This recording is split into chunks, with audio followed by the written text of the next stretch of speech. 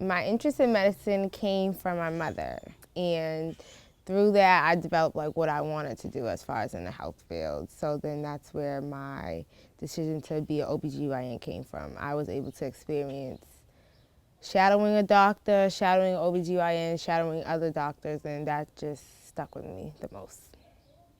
Well, my mother's best friend's a midwife, and she actually helped deliver me because I was born early.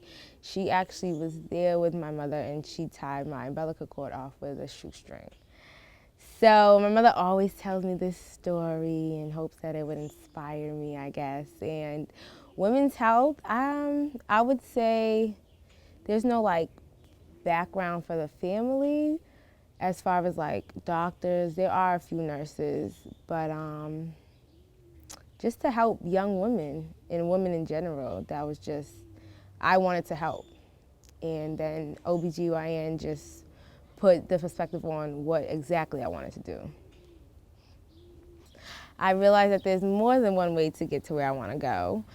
So I came to that conclusion when I was in Qatar. I was in the Middle East studying abroad, and it was me and another woman. She was a pharmacy major. She hated it, but she knew that that's what she had to do because that's what her parents wanted her to do, that's what her sister did. It was just, the stars were aligned for her to do that. And I was doing bio and I hated it, and I was just miserable, and I didn't really get to enjoy Qatar as much as I wish that I could have because I was always just so focused on school. So when I came back, I realized like what else interests me, what other topics interest me, and I realized that I had took sociology classes and I liked it. I liked it in high school as well. So that's when I decided to change my major to sociology. I made sure to keep the concentration of pre-med just so I can still apply to med school. I'm just taking an alternative route. But about 60% of people that apply to medical school aren't even science majors, so it kind of put me in the majority pool again. I graduated last year. After last year, I was going to go to a post-bac program. I applied, I didn't get in. So I just figured out what else do I have to do, because at the end of the day, the end goal is medical school, regardless of which way I get to medical school. So I took a Kaplan course, enrolled in it. I did really well in it, and now I'm just studying on my own for the MCAT. First and foremost, I'm building towards becoming a better person, first and foremost. If I want to help others, I have to help myself first, and I have to make sure that I'm all set before I can try to help others. So that would be the first thing. And day to day, I'm working right now. I'm gaining experience as a medical assistant, as well as gaining experience in the surgical ICU and seeing just new stuff and just opening my eyes to definitely new experiences. So on a day-to-day basis, learning, educating myself so that I can do well as studying for the test. I'm not content with where I'm at, and I know that there's so much more for me to do, and I know that this is not the end. So this is just something that I have to do to get to where I need to go. So I just keep that in my mind, and if I keep that in my mind, I'm fine. I'm like the first to go to school. I'm not the only one, but I'm the first. So I have sisters behind me, I have a niece, I have younger cousins. So I definitely feel like I have to set the bar high for them so that they can achieve what they want to do too. And so that they see me and they're like, all right, it's doable. I can definitely do it. So I would say that keeps me going, definitely. And yeah, the pressure. Let me not say that it's all family pressure. It's family pressure, but it's also the want to do good, the want to give back, the want to succeed, and the want to just be able to provide. Not even just for like my family, but just be able to provide for the community. And that's the bigger picture for me. I have been in mentoring more. I did Big Brother, Big Sister. It was great. But I definitely would educate her on things that I felt was important, things that she should know. Like what?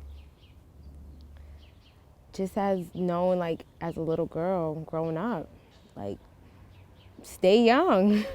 Don't try to grow up too fast. Like, enjoy these days while you can. And if she had an interest, we would do that. So if she had interest in cooking, we would cook. She had interest in soccer, we play soccer. We do softball. We do whatever she had an interest in, just so she can have those different exposures. Because you're so young and a lot of people don't know, and that's fine. But you have to figure out some type of way, like where you're going, and if she can explore different things and different options, definitely. The community, the people that don't have a voice, or the people that aren't able to stand up, and the people that can't speak, I would say. I think it's my personality, and I just think it was the way that I was brought up. If you see something wrong, right is right and wrong is wrong. And if something is wrong, you speak up about it. You voice your opinion. Everybody's not like that. Everybody can't do that.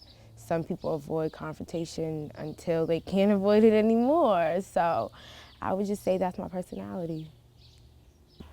I think you can do it all, just not at once.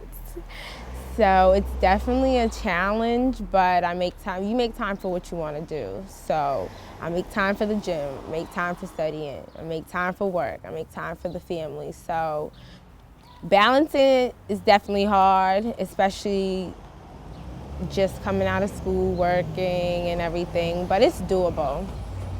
It's just not doable altogether. Live for you. Definitely would say that. When you live to please others, you'll never be happy. And if you feel like something is going against the grain of yourself or you're not happy, you have the choice to leave it. And everything is going to work itself out. What's meant for you will never miss you. I would say that there are things that I come across and I'm like, I'm not sure, I don't think I want to, but then I have to look at the bigger picture. So if it's gonna help me in the long run, I can't just think of it for short term, like, this is not really working right now. Like, I have to find a solution so that I can make it work, because in the end, it's gonna just help me. I would definitely say that it does. People really think that like money is gonna make you happy, but when I'm giving back, that's when I'm the happiest. So when I'm giving back to my family, to my community, helping people, that's when I'm the happiest. So I feel like that is what keeps me grounded, and that's what's gonna help me. And in the end, that's where I find my happiness at.